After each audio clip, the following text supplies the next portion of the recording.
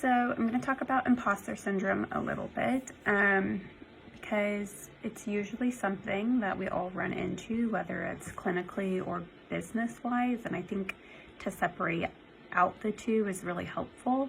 You know, whether we're doing coaching, therapy, or nutrition services or whatever we're doing,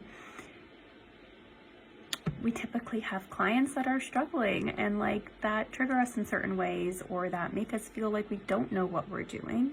And some of that is to be taken in for us to learn from. And maybe we do need to like keep doing our CEUs or keep learning and keep like engaging in that way and not remain stagnant.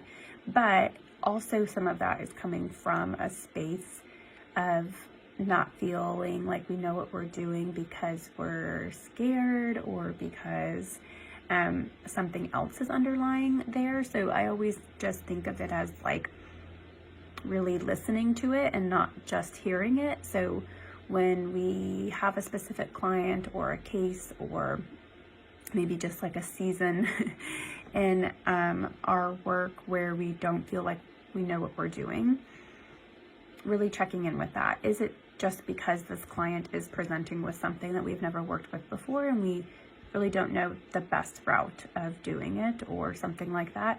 Or is it usually something a little bit deeper that feels like we're not capable because we didn't take that other training, or something that we could kind of deal with maybe in our own consultation or our own therapy, that this imposter syndrome is almost kind of like hitting one of our spots and pointing to it as a signal for us to pay attention to ourselves a little bit more and to be curious and learn from that thing that's like, you have no idea what you're doing. I know I've had that pop up honestly quite frequently recently, and I first was hearing it as like, you need to be reading more books, you need to be doing more training, you need to do consultation more than once a month, which like all of that would be wildly helpful, and sure, I can do that. But the other half of that for me is stuff that I need to work through with my own therapist. So making sure you can kind of differentiate and or notice kind of all the strings attached to that. Clinically, and then business-wise, it's bound to pop up too, because probably not a lot of us have run businesses before, and so there are legit things that we don't know how to do. And so again, listening to that thing, that's kind of like, who are you to be opening up your own business or to be running your own business, or you're not doing it right, or this isn't going to work out? Because again, like using that as data or information and trying to hear what it's telling us, because it's likely concerned or just has some like underlying fear of maybe like failure, or just generally being uncomfortable doing things that you don't know how to do, or doing something new for the first time.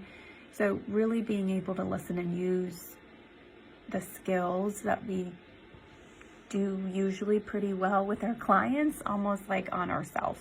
Listening to ourselves, understanding what these things are really concerned about, and then addressing their concerns. So if there's something that's like pretty evident, I don't know, imposter syndrome rise, where again, these like themes keep popping up around accounting and bookkeeping, like you don't know what you're doing, you don't know how to do this, like you're gonna mess it up, you know, like all these kind of like critical things. Being able to differentiate, like, okay, well, like, again, like, do we want to be doing our bookkeeping? Is it something that we have the time for, or the way that our brain works? Is it something that aligns with that? Do we maybe need to get some coaching around that? Do we need to outsource this? You know, like really being able to like take in that concern, take in that difficulty, and then do something with it. A lot of the times when we don't do that and we just kind of like power through and don't, you know, like fully listen to our critics, or that imposter syndrome type space that pops up, we usually just find ourselves in more issues. Because now we're just like expensing resources to ignoring things, opposed to fully just like welcoming them there. Because quite honestly, if I was a bettor, I would bet money that every single business owner has an imposter syndrome space.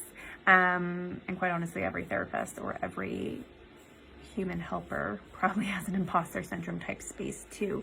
And it could just be directly tied to the work that you do, how much you charge, how you run your business, what your cancellation fee is. Like it can be specifically tied to just like a certain thing, or it can just be like this general overarching thing. So for me, what I found to be most helpful is like talking to it, I don't know, the voices and things that I hear inside my head, bringing it into my own therapy, talking to other colleagues about it that are kind of in the field, and also quite honestly outside of the field too. It's really helpful. Lots of people in real estate or marketing or whatever it is have this imposter syndrome type thing. So it's nice sometimes to relate to other people in different fields around that. The biggest, I feel like, takeaway, I suppose, is just normalizing it. Like it's probably going to pop up, whether it's big or large, in all of our journeys, if it hasn't already.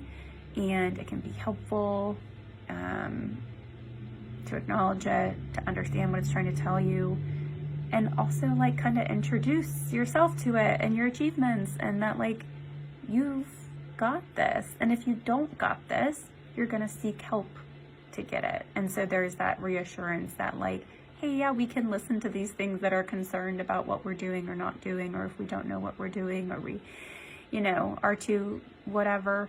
And we're going to seek guidance around that. So whether that's, in this community, talking to colleagues about, owning your own business or clinical things, or using some of the resources that are out there, free or paid for like business coaching or consultation.